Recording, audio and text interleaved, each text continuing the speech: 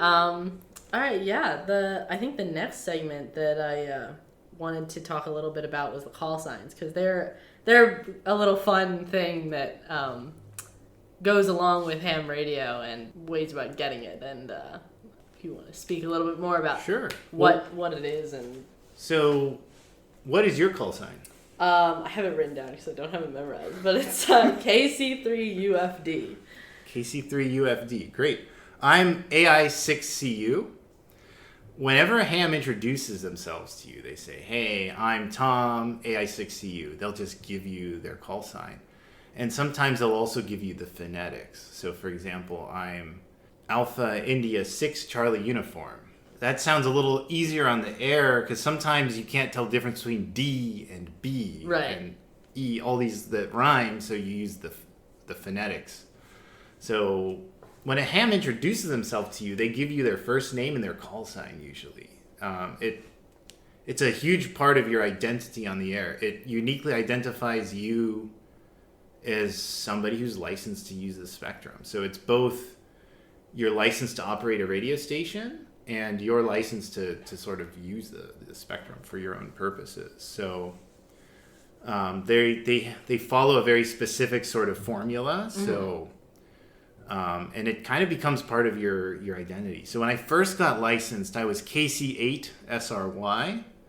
I got licensed in Ohio, where I grew up. And so the 8 signifies kind of this Midwestern-ish region. It includes, I think, Michigan, Ohio, Wisconsin, those states. 3 is Pennsylvania, Delaware, and Maryland, pretty much. Right. When I got my upgrade to Extra, it was in California. Everybody in California has a 6 in their call sign. So that's how I became AI6CU. I got a 5-letter call sign. That's one of the perks of getting Extra. It's a 1 less letter. Some people have 4 letters in their call sign, but those are really hard to come by because somebody has to give up that license before you can claim it. And all of those are taken. Gotcha. So once you have a license, you have it until it expires, and it doesn't expire for 10 years. Right. So you'll basically have it forever as long as you remember to renew it. Yeah. So folks have these call signs forever, and they're a little bit different than if you listen to like a broadcast station. So, for example, KQED or WQED, I guess, here in Pittsburgh. Yeah. That's the call sign for the radio station. There are no numbers in it because it's a commercial station. So right. hams all have a number that kind of tells you where they're from. Yeah. That's really cool. I really liked learning that, like, it's kind of like area code, but for radio. And it's a very interesting degree of assignment, I should say, for... Yeah, I never thought of it. It is like an area code. Mm-hmm. Absolutely. And so in the U.S., the call signs start with the letters K or A or W or N. There's a lot. But for example, in Japan, the call signs start with J.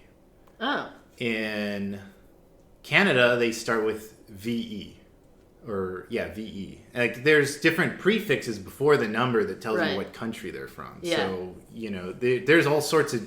It's really interesting to look at how all the different countries are assigned. And it's where you're licensed or where you're living at the time that you're licensed? So it depends on the situation. So typically where you're licensed is what your license is. So you'll have a U.S. license.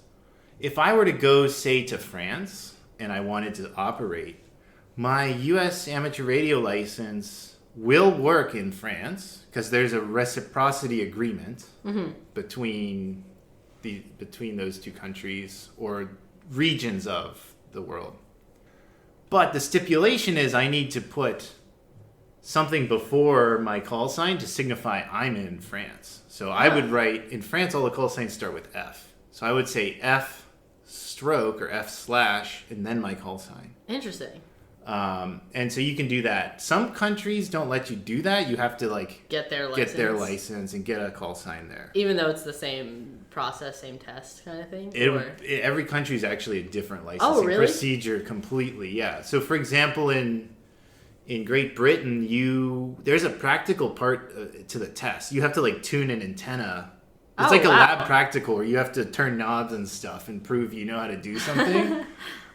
Whereas in the U.S., it's just, The okay, multiple pass this choice. multiple choice Yeah. test. Interesting. I did not know that. I thought it was kind of the same universally. No, and it's odd because the reciprocity agreements don't always, it's not always the same, right? Yeah. It's kind of like how in the U.S. some driver's license exams are way, way easier than others, different state, because each state has their own rules, but Right. they kind of agree to...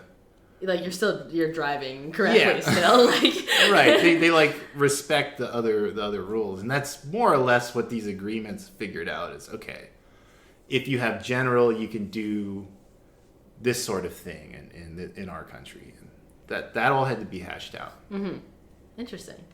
Yeah, the call signs are pretty cool. I remember being very, very excited about it, getting mine when I was waiting for like the actual license to come through in the mail after taking the test. I was like waiting to show my family. My family was like, okay, like get over it. I was like, look at my call sign. It's a big deal because that becomes like a pretty big part of your radio identity. Yeah. It's your handle, right? It's your screen name or whatever you want to call Right. it. Like that's it. Yeah, and it's you own it. It's really cool, and because you get licensed to do it, it comes with your license. It's like you earned it. It's very cool because it's not like you just chose a name for something. Like that's what you're given when you get the license. So You can choose a name though for a fee. You can kind of like on your license plate, you can get a vanity plate. You can also get a vanity call sign.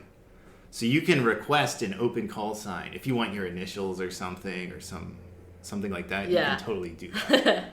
That'd be really cool. I think I would do that like after getting extra to like be like this is the committed name. But yeah.